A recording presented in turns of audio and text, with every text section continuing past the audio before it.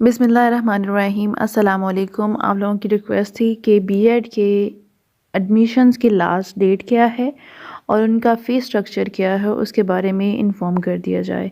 तो जैसा कि आपके सामने ये शो हो रहा है, ये सारे जो कोर्सेज़ हैं इनकी लास्ट डेट एडमिशन की है 25 मार्च 2021।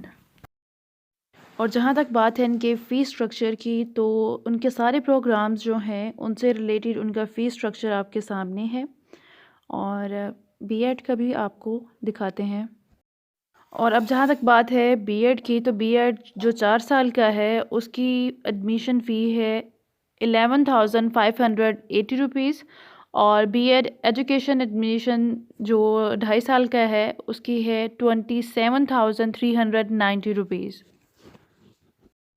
और इसके अलावा बाकी जो इनके प्रोग्राम्स हैं उनके बारे में इंफॉर्मेशन और फ़ीस स्ट्रक्चर आपके सामने है। अपना बहुत ख्याल रखिएगा, दुआओं में याद रखिएगा। अगर आपको वीडियो पसंद आए तो थम्स अप दीजिएगा। फ़ी अमानिल्लाह।